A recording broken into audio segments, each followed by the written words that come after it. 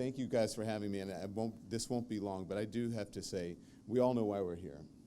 But I want to tell my personal story about Mr. Van Jones. So can I have a minute? Do you guys mind? Feel free to, you can give me feedback, you can applaud, you can boo, you can yay, you can do whatever you want. I'm used to it. That's what happens every night on my program. Sometimes Van is doing the booing. So this is not something that I usually do, especially on a school night, because usually I am sitting in my office or standing. I have this new standing desk now, right? In front of a row of televisions, or I'm reading in, or I'm waiting for the next, shall we say, unusual thing to come out of Washington and the White House. So, unusual. So tonight I put that aside, not because I was asked to introduce a colleague, but because I was asked to introduce a friend. And so, let me tell you why I'm here and why I consider Van Jones a friend. When Van Jones started appearing on CNN a couple years ago, I didn't know him from Adam. I mean, I knew his, who he was. I knew about your background. I knew about your fight for criminal justice, but we had never met. We had never spoken. I knew that they had dubbed you the Green Jobs Czar, right? You remember that. Those were the good old days. So Van started appearing on various shows that I hosted on CNN, and we developed this rapport. And soon after, not because of me, I should add, but because he was so great, CNN hired him to co-host Crossfire.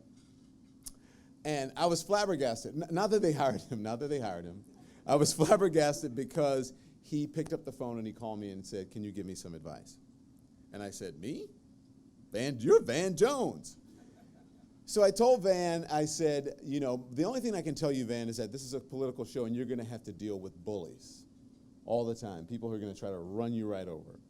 And I said the best way to deal with a bully is punch him right in the nose, right? Right out of the gate. I didn't mean that literally. That was more of a figurative gesture. I noticed right away, Van picked up with that. He started owning it on Crossfire, and he started holding everybody's feet to the fire, including people like Newt Gingrich, to name a few. Okay, to name one. So I was really proud of him. So let's fast forward now to this election season. We're in the very middle of this tumultuous election season, and Van lost a good friend, Prince, during this. I'd already admired him for holding truth to power when it came to keeping both Democrats and Republicans in check for their rhetoric. He really kept both sides in check. People see him as a Democrat, but he kept both sides in check, and he was honest about it.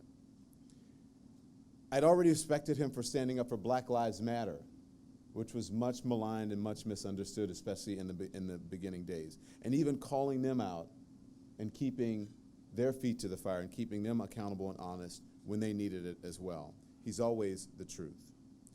I was in awe of his ability to bring voice to the voiceless. Flint, Michigan. For those people who had been treated so badly by the people who were supposed to be looking out for them, Van was one of the first voices to step up for that. But I was stunned at how well that he could keep it together when speaking about his very dear friend, Prince. I watched him one day right after it happened. I hope I don't start crying. Do live shot after live shot, live shot after live shot. But he wasn't his calm, cool, collected self. And I was like, what is going on with Van? I don't remember, Van, if I called you, if I texted you, and I said, "Hey, my friend, take a breath. Calm yourself. Don't do so many live shots. Take a break. And then collect yourself, and then start all over again." And he did just that. And then I invited him on my show that evening, and I said, "Come on the show. I promise you you'll be able to talk about whatever you want to talk about." So he came on, and we have the typical, and this happened tonight, and this happened tonight, and Van Jones knew him, and Van. And so Van came on, and I simply said what any friend would ask, and I said, "Van, how are you doing?" And his answer was, "I'm hurt." And then we went on from there. And he started to cry, and he cried live on the air. I cried, and the world cried with him. So we're seen around the world. The whole world cried with him. But what was important is that we fell in love with Van Jones in that moment. many of us fell in love with him all over again. Because he's real. Because he cares. Because he wants to enlighten us, to make us aware. Because he is thought-provoking. Because he is everything that we want a contributor and a commentator to be. Because he loves his mama. Because he loves his wife. Because he calls his kids in the commercial break to tell them good night and to put them to bed. And I'm sitting there and I said, Van, we got 15 seconds. And he's like, I love you, I gotta go, get to bed. Daddy's on TV right now. Am I lying? It's the truth. It's the messy truth. Because he loves you and he loves this country. Because he ain't scared of nobody. And I can say scared, but I mean scared. When you ain't scared of nobody, that means you'll stand up to anyone. Because he is the messy truth. Because we love him, because you're here for me, because you're here for us, and because we are here for you, my friend, Van Jones. And so I am honored to know you, and I'm honored to present you with the annual Justice Trailblazer Award. Everybody to your feet, and give Van Jones a big round of applause.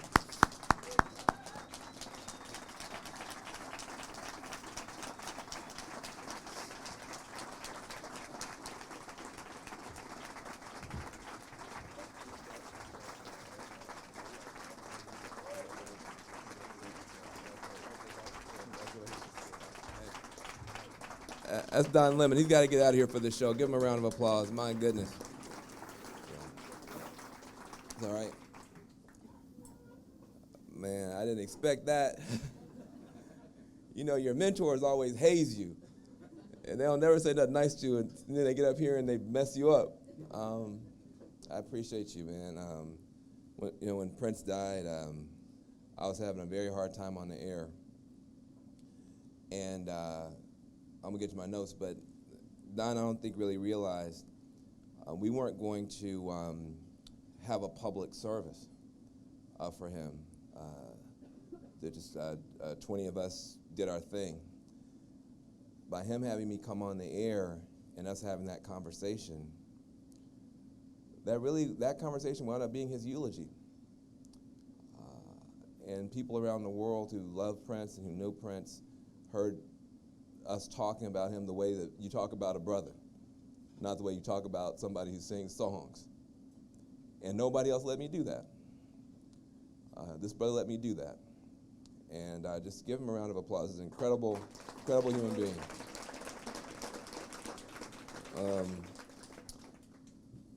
So hi. I am very, very honored to get this award. I've been working on criminal justice stuff for a long time. You mentioned my parents. I'm a ninth generation American. But I'm the first person in my family that was born with all my rights recognized by this government. I have a cousin, Kenya. She was born in '65 before Johnson signed the last civil rights bill. So I'm the first one in my family in 9 generations born with all my rights recognized by this government. And so for me, civil rights is not an abstract thing. I think a lot of times people will talk about this stuff like it was 1,000 years ago. My mama and my daddy were born in segregation and poverty. My parents were married under segregation. And so this is all still, I think, very new. When I left Yale Law School, I left with a sense that criminal justice was the most important issue for a very simple reason. My daddy, Willie Jones, didn't play. And so I grew up a nerd. And I've never had a beer. I've never had a sip of champagne. I've never done any illegal substances. I've never smoked a marijuana cigarette or whatever they are. My dad's dead and gone, and I'm still scared he's gonna come get me. So as a true nerd, I get to Yale, and I discover all these students doing every drug imaginable. To the point I had to call my grandmama. I was scared to call my daddy. I called my grandmama and asked him to pray for these people. And she said, just pray for them. And, I said, I've been praying for them. They're still doing all this sinning. And she said, well, tell your professors. I said, well, they smoking it too. What? That's not, I got no help out here. So it was shocking to me to try to get away from all this negative activity. I went to volunteer in the community, and the kids there were also doing drugs. But I noticed something. The kids at Yale, if they got caught doing the drugs, would go to rehab. But the kids in New Haven, if they got caught doing the same drugs, went to prison. Same age kids, doing the same sinful stuff. One gets help and the other one has their lives destroyed. And here I am, the dumb kid from the South, grew up on all the liberty and justice for all. My dad was a cop in the military, so I'm super red, white, and blue. And then there's liberty and justice for all. I can open the front door of the law school and see that's not what's happening. So I went to the left side of Pluto. In the face of that kind of hypocrisy. And went to the Bay Area when I got out of law school. I went to the Bay Area for a very particular reason, a woman, but she dumped me like 2 weeks later. So now I'm an even more angry young black man. And so I decided I'm going to sue police officers because I'm 24, I have a law degree. What would you do if you were a 24-year-old black kid with a law degree? You would sue cops too. So I started suing police. And I got the Bar Association to give me a license to set up a lawyer referral service. So I got all of the complaints in the 9-county area coming to my office.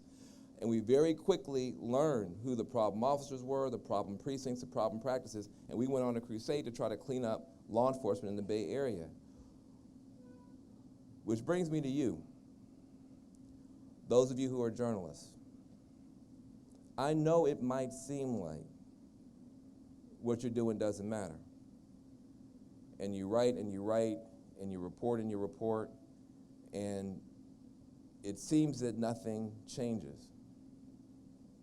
But the most important fight I got into was a fight, a guy named Aaron Williams, African-American guy, had been beaten, stomped, and pepper sprayed to death by a horrific police officer named Mark Ndaya, who had 2 years earlier shot and killed another unarmed black man. Jerry Stansel shot him 3 times, reloaded, shot him again in the head, killed him. This guy's still in the police force.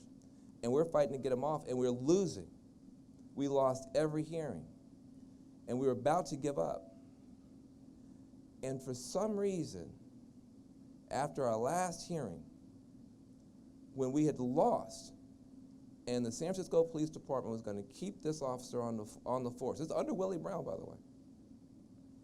A reporter at the bottom of a story in the San Francisco Chronicle put a weird paragraph. It's like an Easter egg smuggled in.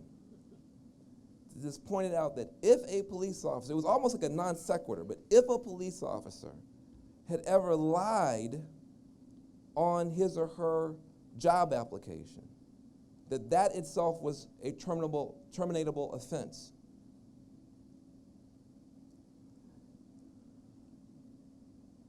And I said, I think they're trying to tell us something. I think this might be a subtle clue. And sure enough, it turned out that this officer, who had literally gotten away with murder twice, had also, in fact, lied on the police on the job application, and so we started all back up again. And based on that, we not only got him fired, we got the entire police commission replaced, reformed the San Francisco Police Department, and went on. It matters. Community folks can't figure this stuff out on our own. no matter how committed we are, no matter how hard we're working, if you don't give us the facts and the information, we will get beat every time. But if you give us something to work with, we'll work hard. And so I just want to say, I know it sometimes seems like it doesn't matter. It matters a lot to people. And yes, sometimes you get beat. But people shouldn't fight alone, number one, and people shouldn't fight in the dark. It's your job to make sure we're not fighting in the dark. It's community folks, and activists and advocates' job to make sure folks don't fight alone. We need each other. Last thing I want to say is this. This criminal justice thing is one of the most important things you can do with your life, because people don't get one heartbeat back when they're sitting in a jail cell, when they're sitting in solitary confinement. Even if you get them home, the damage, the time lost, the missed opportunities. And like the brother said, we're wasting money making things worse. And people don't want to look at it. And you have to keep beating the drum about it because their lives on the line. Some of those young people who went to prison when I was in law school are just coming home now, 20 years later. 20 years later, for doing stuff that I saw kids doing every day on the campus 4 blocks away. That's wrong. And if there's ever something you can do about something that wrong, you should do it. And I'm so proud that you're doing it. I'm so proud that you're doing it, and I'm proud to be a part of this conversation. In conclusion, this is no longer has to be a partisan thing, a liberal thing. This is not a left versus right thing anymore. It's a right versus wrong thing. I met Newt Gingrich on the set of Crossfire. And when you have a mentor, you do better quicker. And that's why some of this mentorship you guys are doing. Don't underestimate that either. But when you have a mentor, you do better quicker. And it turned out that Newt and I disagreed on pretty much everything on earth. And I had to learn how to deal with it because he's a strong guy. But on the prison thing, he actually pulled me to one side and he said, I think you're pulling your punches on the prison thing. And I said, what? He said, I think you're pulling your punches. I said, why do you say that? He goes, well, you're talking about the racial part of it. That's important.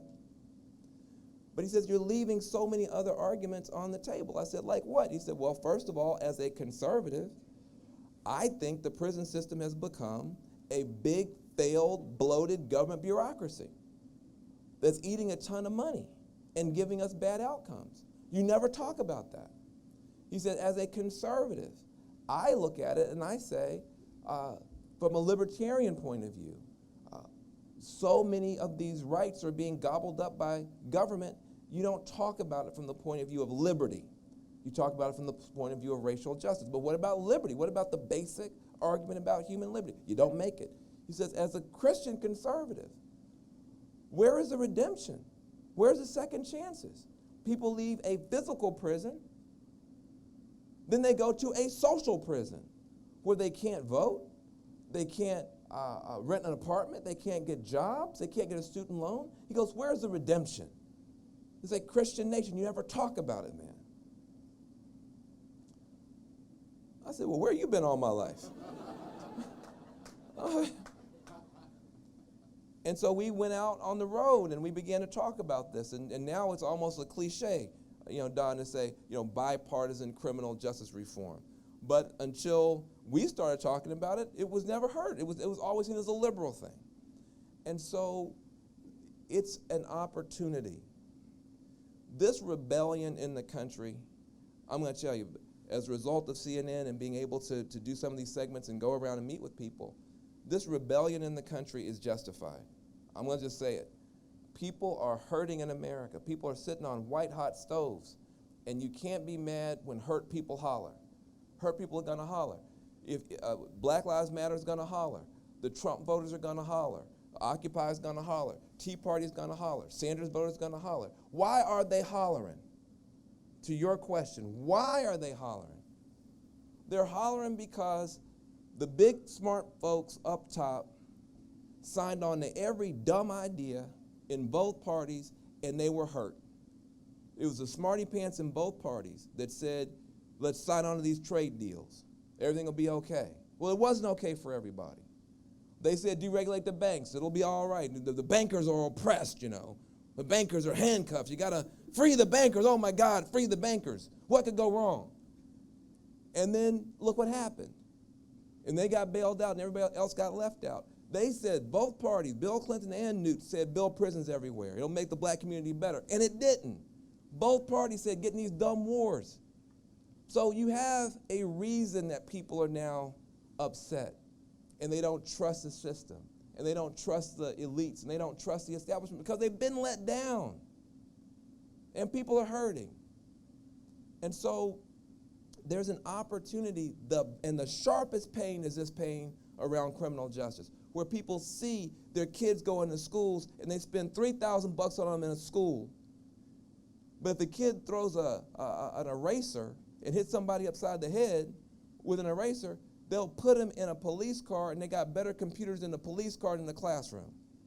And the juvenile center is in better shape than the schoolhouse. And they see that, and then the kid, they'll spend $80,000 or $200,000 on a kid locked up, but you can't get a kid, basic help in the classroom. And they're mad about it, and it's wrong. And so the sharpest pain inside all this pain is this criminal justice stuff. And if we can keep talking about it, I believe somebody will do something about it, and I thank you very much. So they said, y'all have some questions? So who's ever got a question?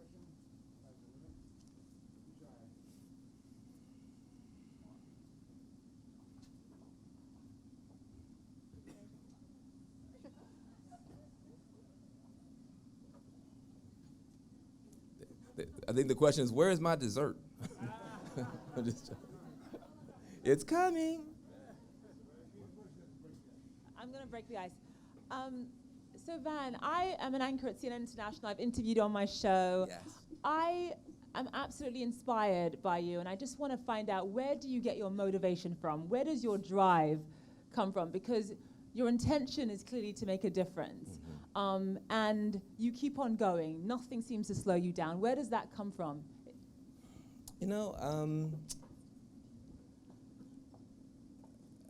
that's a tricky question, because I think it's hard to understand your own motivations. I think being bullied as a kid is bad when you're a kid, but it can be good when you're grown up, because you have more compassion for people. I weighed 89 pounds in the 9th grade.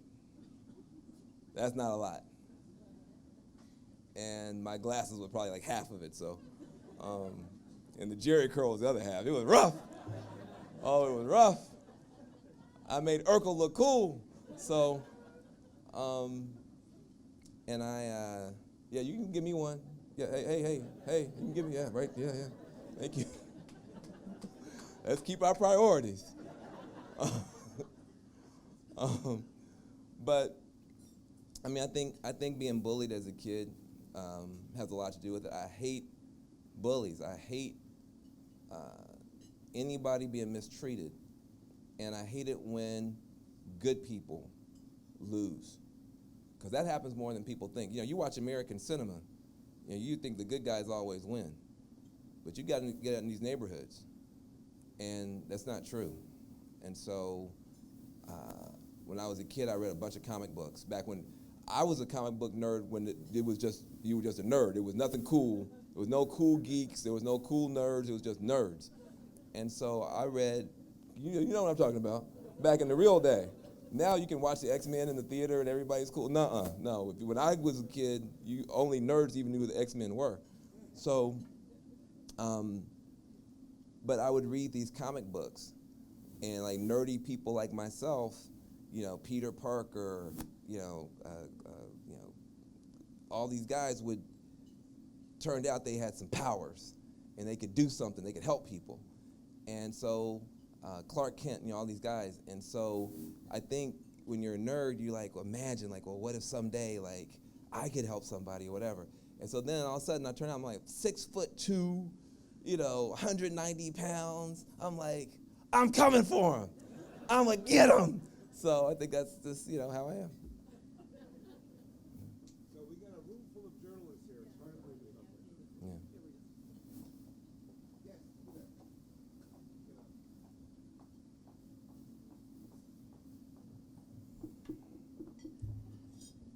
Hi, you're a black man with a very large microphone in a industry where a lot of black people don't get the shine that you do. Does that put a lot of pressure on you? And if so, how do you handle it? You know, it doesn't. First of all, I don't mean to offend anybody, but you know, black people talk good. I mean, we come from an oral tradition, and so the black barbershop, the black beauty parlor, the black churches, the level of political sophistication and discourse is so high that if you grow up in the black community, talking about politics is, I mean, because it's a survival issue for us. You know, I wish we talked more about real estate and the stock market. You know, we never, you know, for a long time we weren't allowed to participate in that. So politics, you know, is something that we spend a lot of time on in the community. And so when I'm sitting on those stages, you know, I feel very comfortable because I'm thinking in the back of my mind, what is my Uncle Milton thinking? You know, what is my Aunt Minnie, what would she say?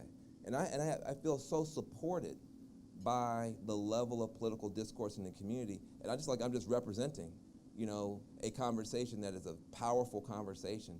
And when you're resting on something as powerful as that, to me, so I don't feel that pressure. Also, you know, I have people at CNN who really have my back. They took a big chance on me putting me on the air at all, and they've never backed down, they've never backed away from it. And so I know that, you know, the people there believe in me. So I feel like my job is just try to call it like I see it.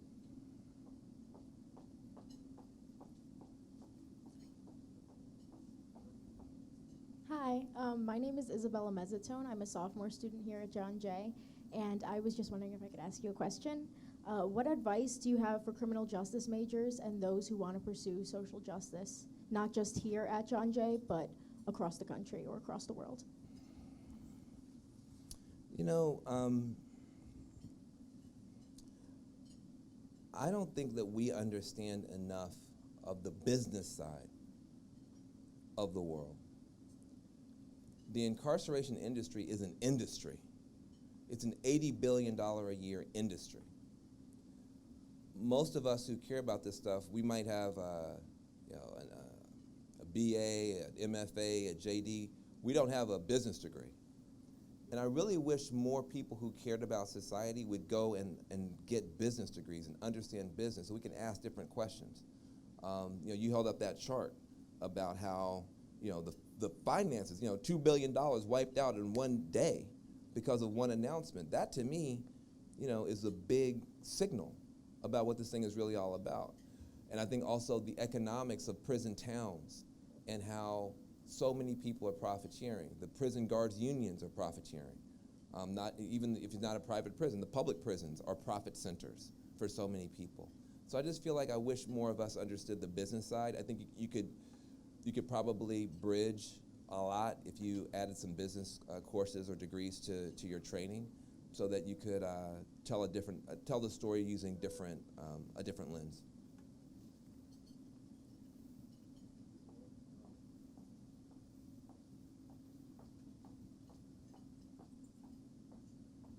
Hi, Van. Congratulations and thank you. Your speech at the March on Washington, the Women's March on Washington, was incredibly inspiring for a lot of us, and where you talked about, we've all been using the slogan, love Trump's hate, and you advised those of us who are more politically liberal to look at both sides of that and to really be more compassionate in our thinking. That really turned my thinking because it's so easy for most of us who are in this bubble to think, how did Trump get elected and how did we get here? And could you share some of the things? The two things I did was listen to your speech and go out and buy Hillbilly Elegy, which I haven't read yet. I would love you, though, who have been doing the research and stuff and the investigative reporting, what have you learned about those who elected Trump, and what are some of the insights? Well, a couple of things. One, there is no Trump voter, just like there's no Clinton voter. A lot of people here voted for Hillary Clinton for very different reasons in this room. Some people voted for her because they had tears in their eyes voting for the first female. They believe in her, they love her, they jump on a hand grenade for her. Some people in this room voted for her and held their nose. There's no Clinton voter. There's a bunch of different kinds of Clinton voters. And there's no Trump voter. There's a bunch of different type of Trump voters. You have some people for whom his offensive, bigoted language was delightful to them. They loved it. They signed off on it. They think it's wonderful. I call those people bigots. And there's no excuse. But those are not the only Trump voters. That's a slice. That's a segment. And the liberals tended to go from he can't win, there's no way, no big deal, to, oh my God, 60 million people just joined the Ku Klux Klan. And go from underestimating to overestimating and skip the actual investigating in the middle. If you actually look at it, there's a bunch of other blocks of Trump voters. Some of them, they don't sign on to all that stuff, but they just like the spirit of it. They just like the fact that he's sort of giving the middle finger to whoever, and they just like the style of it, not the substance of it. Those people are frustrating, but they're not hardened haters. Then you have another bunch of people who actually found his comments distasteful. They actually said, I don't like how he talks. And I don't agree with some of the things he says. And I wouldn't want my kids to talk that way. And I think it's a problem that he talks that way. But I'm for choice. I mean, I'm pro-life. And even though I don't agree with it's distasteful, but it's not disqualifying for me. Or I'm afraid that coal is going to disappear if the Democrats stay in there. It's distasteful, but it's not disqualifying. Or I'm in the Rust Belt, and nobody's really talking to me. He came up here and talked to me. It's distasteful what he said, but it's not disqualifying.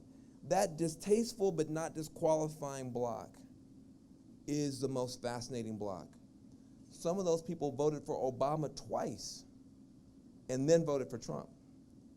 Hard to call them racist in the same way that the alt-right folks are clearly neo-Nazi and racist. How do we deal with those folks? And can we get out of this thing where it's like, well, either you're for the white guys and the white workers, or you're for the people of color? That is so stupid. It's not that in the counties where it mattered, the 200 counties where it mattered, the 70,000 votes that swung it in 3 states. It's not that we were too multicultural, too pluralistic. It's that in an odd way we weren't pluralistic enough, that we didn't find that kind of Bobby Kennedy moment where you can hold hands with the folks in Appalachia one day and then be in Harlem the next day and then be with Cesar Chavez the next day, and it all kind of hangs together and makes sense because you're sticking up for the underdogs in the red states and the blue states. There's a way that in 2008 it felt more like we were sticking up for underdogs in the red states and the blue states. This time, that was a little bit off. And so for some of these people, they're just horrible haters, and they're going to vote for a horrible, hateful bigot, and they'd be happy about it. You can't do anything about those people. But if you, as I think liberals are doing, then shove everybody else in that same corner, you're now giving him people. You're now literally throwing people away who might be available. Now, they're not all available, but some might be available. And my big quarrel with the liberals now is, please don't build his coalition for him. Please don't give him any extra people. Make him fight every day for all his people, because I don't think he deserves one of them, let alone 60 million.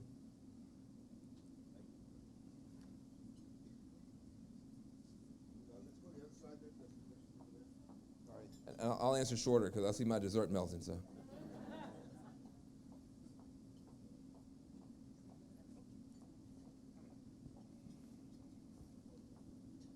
Thank you, Van. Well-earned honors. Congratulations. You mentioned that your dad had passed. Yeah. At what point did you lose him? How much of your success was he able to see? And what would you like him to know about what you're doing now? My dad died in 2008 in the spring. Hard worker, hard drinker, hard smoker, old school.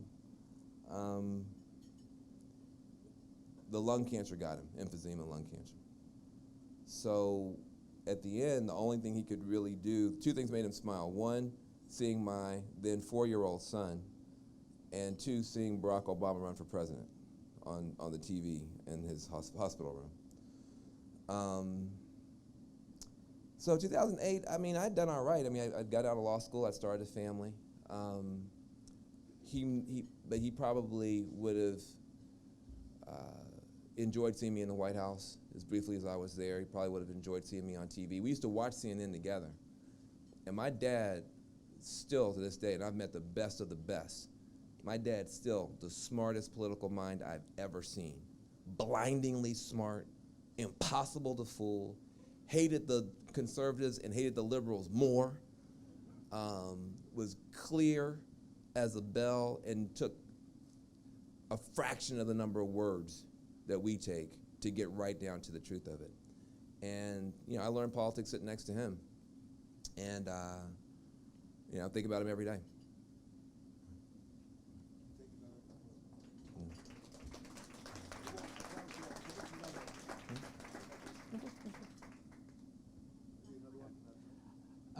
Thank you so much for being such an inspiring and thoughtful presence on TV every night. It really is incredibly moving.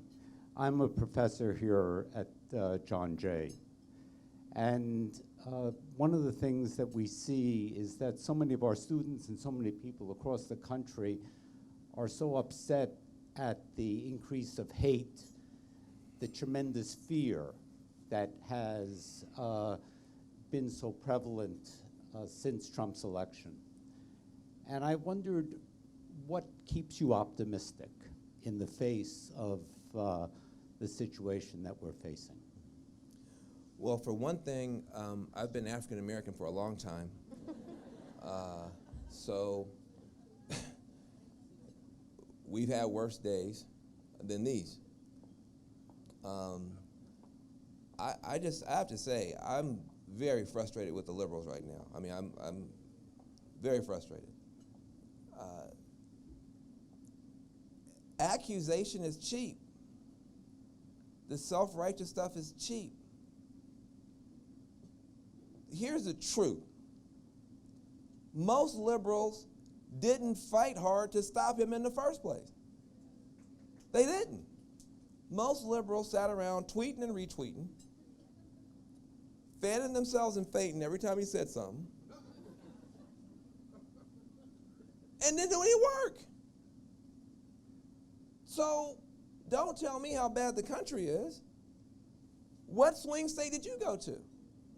How many fundraisers did you do? How much phone banking? Now she said, hallelujah, I did my part. So we got one person in a room full of 50 people. Okay, good. So a few. But most of these people who are running around here now crying and upset didn't do anything. So if you didn't do anything, and if you believe these data dummies from the DNC who sat up here and told you that there's no way that Donald Trump can win, he has no path to victory, all sort of stuff, then that's on you. I've been in the United States my whole entire life except for 3 times. Trips. Always lived here. I have enough sense to know if any campus you go to, if the valedictorian runs for class president against the most obnoxious head of the fraternity, the frat boy gonna win. There's no way. You know how people are. People don't have good sense. So why would you sit up here and work harder to stop McCain. I mean work, I don't mean talking, working. Harder to stop McCain, harder to stop Mitt Romney, and then not do anything when this menace appears and then be upset at him. And I think about these liberals. God bless them, love these liberals. But I have to say something that's going to be hard to hear. Go to Indiana,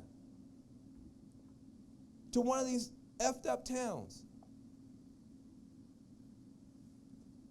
where these white guys have been laid off for 4 years, 5 years. I'm not saying, look, y'all know I know the pain in our community, so just give me a second. I hope I've earned the right. I hope nobody has to check my card about do I know how much black folk are suffering. But just give me a minute. We don't have a monopoly on suffering. We got an extra bumper crop of it. But go to Indiana and go to some of these little effed up towns. They don't want mills back. They don't want factories back. They want stores. You go to these towns, you got these guys. They've been laid off 3 years, 4 years, 5 years. They're ashamed to go to the VFW now. They're ashamed to go to church. They don't know how to even explain to anybody what they're doing. They go to help their daughter. They go pick up their daughter's kid, drive that little kid to a little nursery school. They drive past these strip malls that are empty. Blockbuster Videos, been sitting there empty 3 years, 4 years, 5 years. The chains are rusted to the grate because nobody's even opened the place up to think about reopening these stores. Grass is growing up through the asphalt. And these guys remember when this was a good town and when they could walk around with some pride and some dignity and look their neighbor in the eye and not just sit in the basement looking at TV. When those factories closed, Van Jones didn't go. I didn't go. The NAACP didn't go. Greenpeace didn't go. NOW didn't go. None of these liberal groups went. And then somebody comes on TV and says, I'm going to make America great again. That's medicine to them. That goes right to the heart. Now we want to tell them that you're wrong for this and you're wrong for that and you're wrong for the other thing. You didn't ask me for a date. Now you're mad I got somebody. So at a certain point, accusation is cheap. Confession has to land someplace. And I should be able to say that without anybody taking my black card. My heart is big enough. I don't see love as some limited commodity. I would love you, but I got these 3 people I got to love. So I'm not going to love you. I'm not going to care about you. I'm not going to see about you. That's wrong. That's not Dr. King. Mandela was in prison 27 years, came out and loved everybody. Had to fight him. Had to fight him. But he was fighting not just against the racists in South Africa, he was fighting for them too. He was saying, I just don't want you to be this low. I want you to be great. Be in my South Africa, we're going to all be great together. We don't sound like that as liberals most of the time. Most of the time we sound like we're smart and you're stupid. And it doesn't work. So all I'm saying is, you say, how do I stay optimistic? Because I know people. People are awesome. People are amazing. I'm not going to let somebody's bad vote make me a bad person. I'm not going to let somebody's bad vote make me small. Donald Trump is a horrific jackass. He's one of the worst people ever born.